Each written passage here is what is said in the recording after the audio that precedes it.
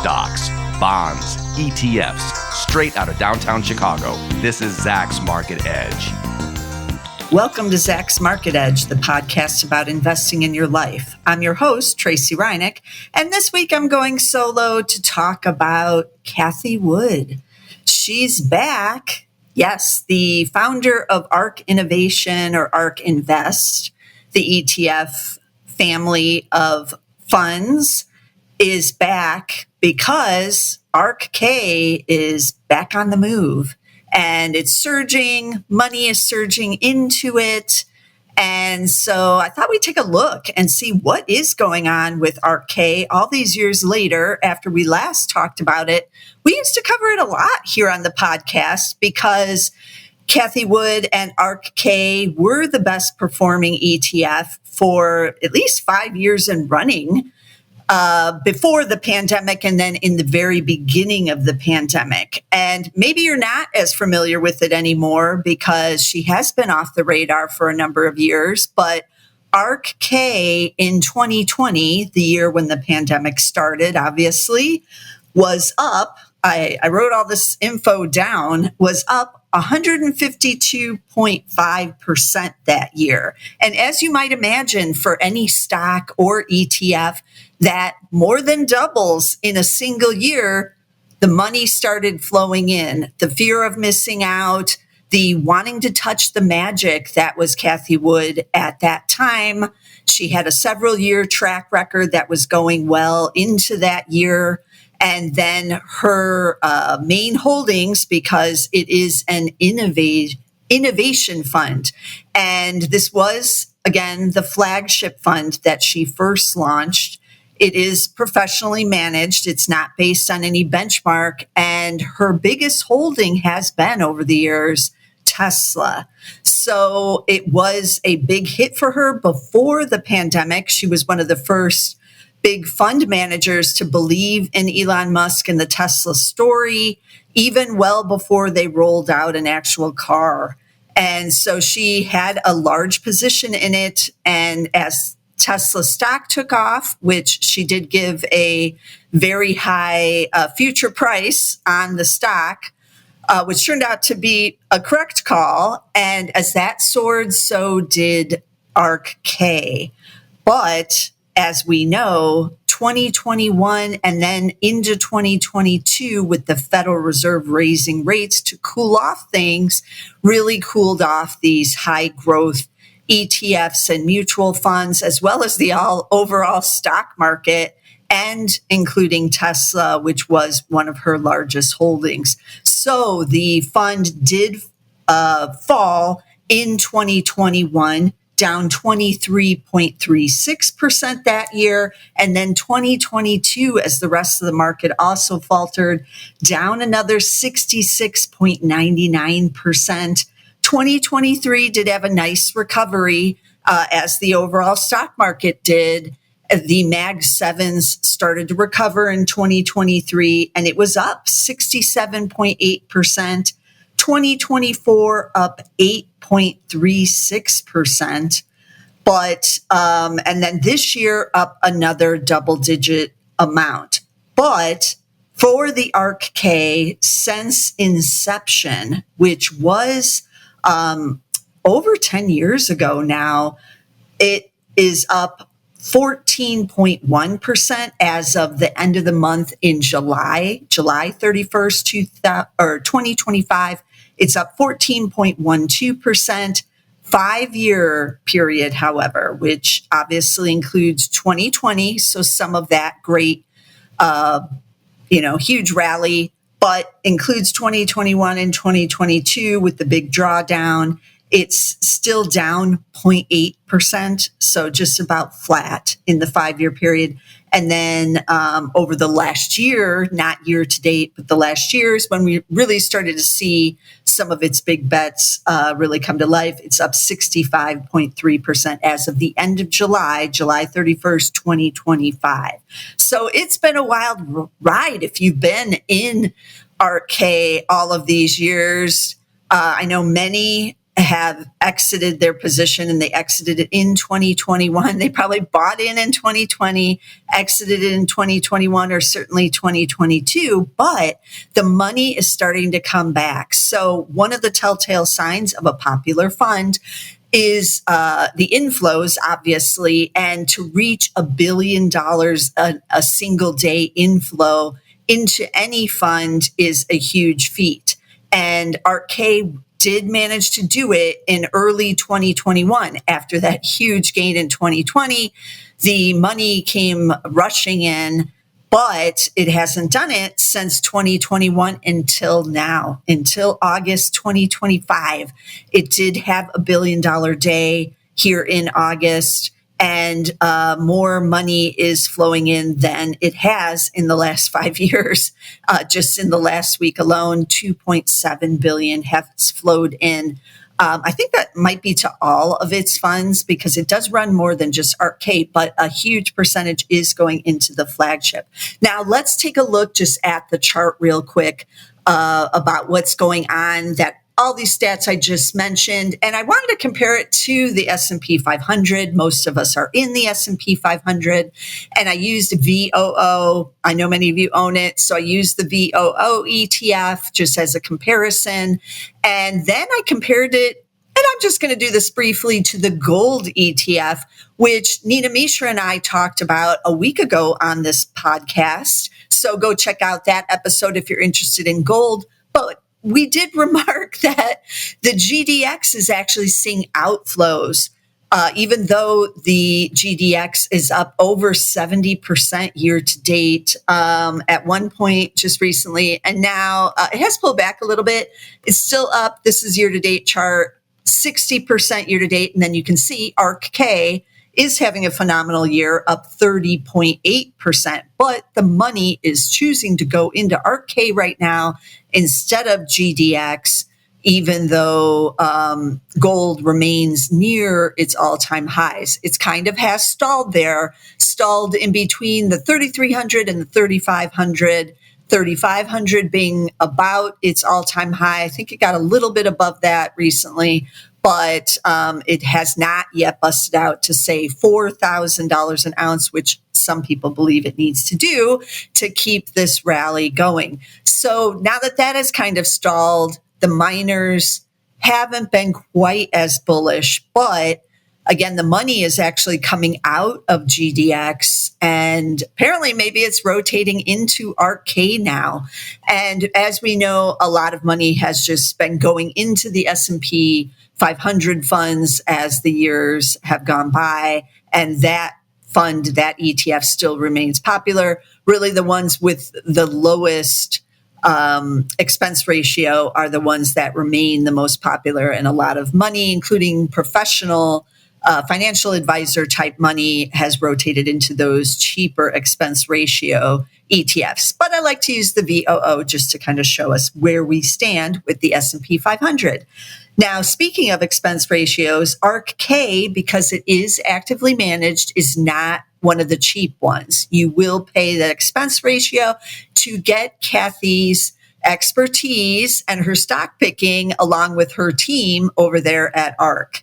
So ARKK's expense ratio is 0.75%, which isn't among the highest I've ever seen. I have seen one and as high as 1.5 even on some actively managed.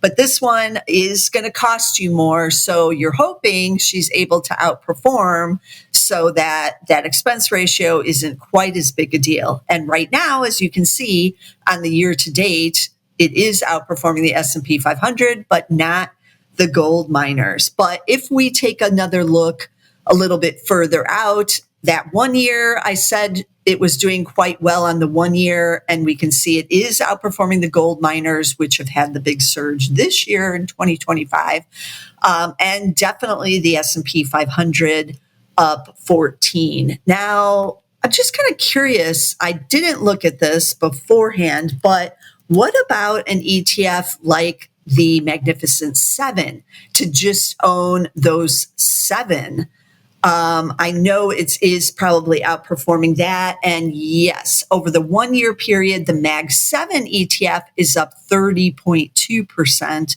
which is still a very excellent performance because the VOO up 14.35 over that 1 year period.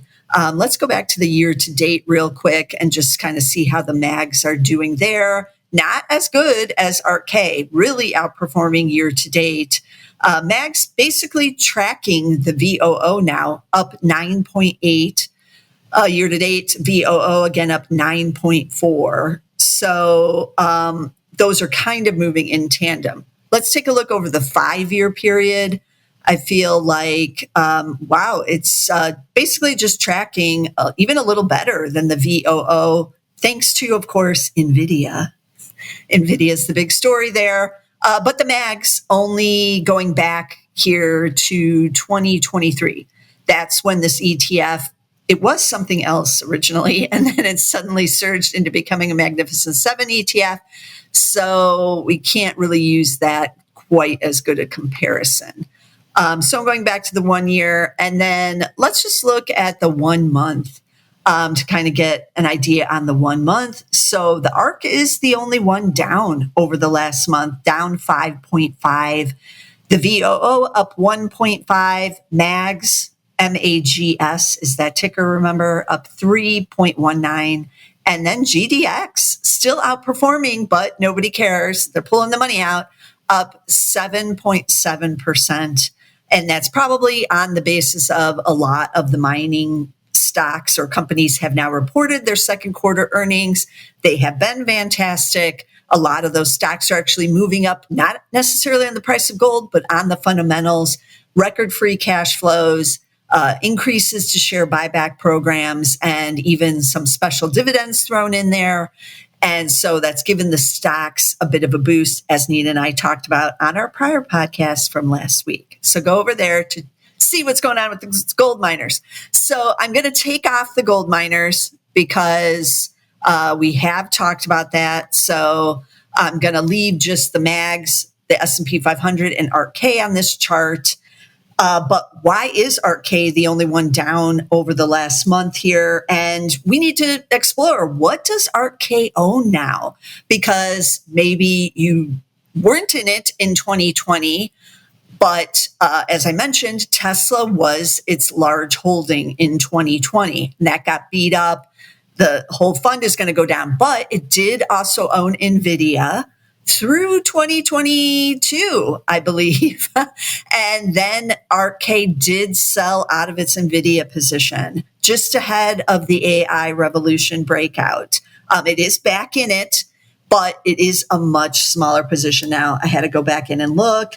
It is only a 1.26% position now in NVIDIA, but it is back in that game. But by comparison, still in the Tesla position, and it's now 10.3% of ARKK. That is huge.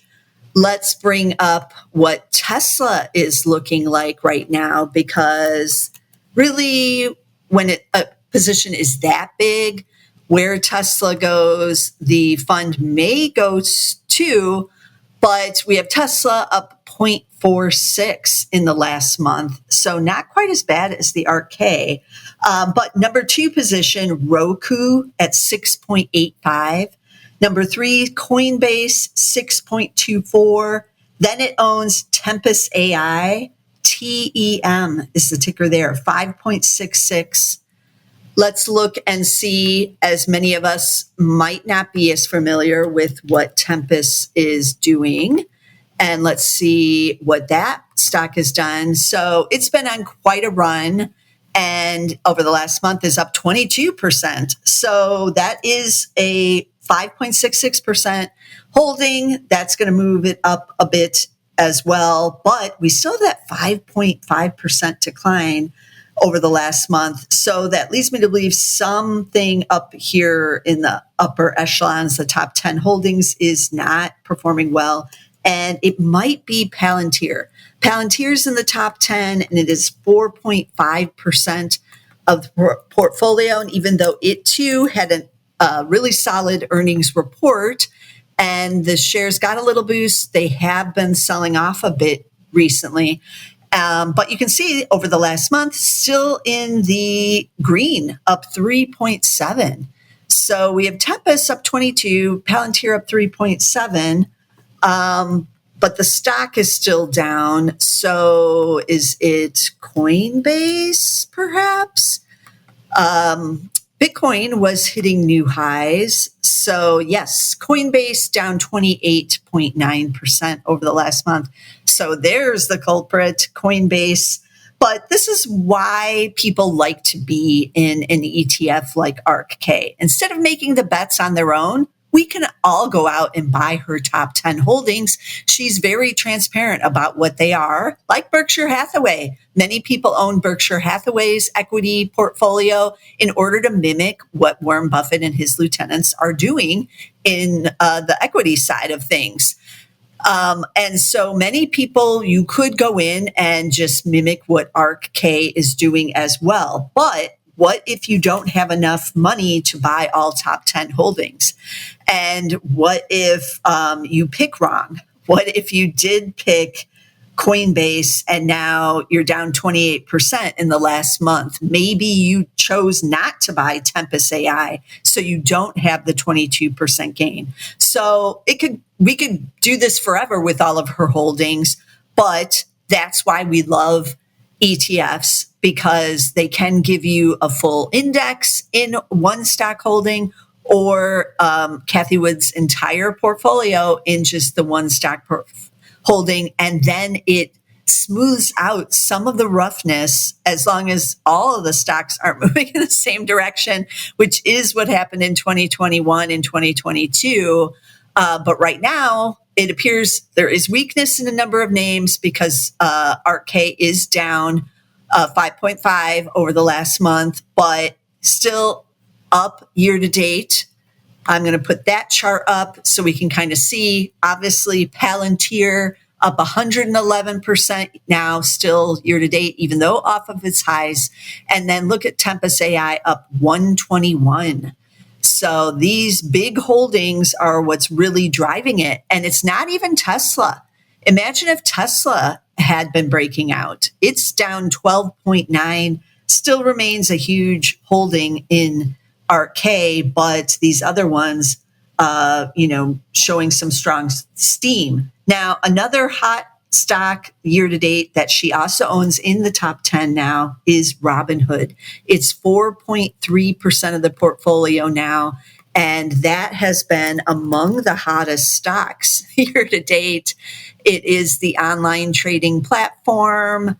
And look at Robinhood on this year-to-date chart, up 176%, better than Palantir, better than Tempest, better than any of these other stocks I have on the chart. Coinbase up 18.7, Tesla down 12.96, and then the MAGS ETF, again, it's up just 9.8. It's basically running neck and neck with VOO up 9.48. So she is in some very hot stocks. I was surprised to see that some of the older names remained, but she has been rewarded for holding some of them. So Shopify was always a big holding back in 2020. The shares soared in 2020, and so did ARKK. That was one of the big drivers. During the pandemic, everybody starting online stores, basically. But then the stock really crashed down. It is up year to date now, 30%. And then let's take a look at 1 year. It's up 86% over the 1 year, but 5 years, you can see it has struggled, but it's actually back in the green now. So that's good to see. And, that is obviously going to help the overall portfolio as well, because it's 4.97% of the portfolio, and Shopify up 37% over the course of 5 years now. But remember, the VOO up 88.6% and the MAGS ETF up 95.2%. Robinhood, one of the bigger winners, up 210% over the 5 years, but Then, of course, it's Palantir really leading the charge, up 1,628% on the 5-year stack, thanks to AI and that exploding demand for its AI products. So what else does it own? ARKK has made a big bet into the Circle IPO. It has sold off a bit of it, but it's up there in its holding size at 3.2%. So that has really given it a boost in this year as well. But surprisingly, it also owns several of the Mag 7s, not just Tesla and that small position that she has resumed in NVIDIA. ARKK also owns Amazon, 1.74% share in that, and Meta Platforms at 1.37%. So it owns 4 out of the 7 Mag 7s. You should be aware of that if you're buying in. And it does not own Apple, Alphabet, and Microsoft. Those are the 3 she does not own in this fund, the ARKK. I'm not sure if some of them might be in some of our other funds, but not in ARKK, the flagship fund. So if you want professional and management, you are betting on Cathie Wood and her expertise in stocks like Tesla. It has been a big winner for her early on in the portfolio. And then now a bet on Palantir is working out pretty good, as well as Robinhood. But it differs from just owning the Mag 7, even though she does own 4 of them, on that oversized bet on Tesla, which isn't even up year to date. But if you want equal weighting, then that's where you buy the Mag 7 ETF. And if you want a little bit of overweighting, you buy the S&P 500 because it's overweighted in several of the names of the Mag 7s. Not all of them are equal weighted if you're buying the weighted S&P 500. And that's when you'll get a bigger position in stocks like Microsoft being among the biggest in the S&P 500 now. So is Cathie Wood back? Are you buying ARKK? Is it on your watch list?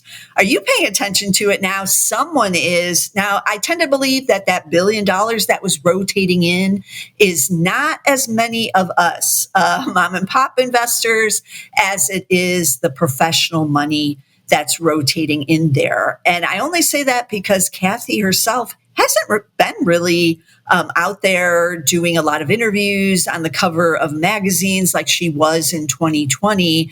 And so the vibe toward ARKK isn't really quite the same as it was in 2020, 2021, when that $1 billion was rotating in. So that leads me to believe that this might be professional money managers out there who do want this basket of stocks right now, with AI surging, some of the other just growth tech names surging, and maybe those who also still believe in Tesla and the Tesla story with the robo-taxis and the robots too. And so they're making a bet on that 10% of this fund being in Tesla. So we won't know. We won't know for a while, but it is a curious thing to see Cathie Wood come back.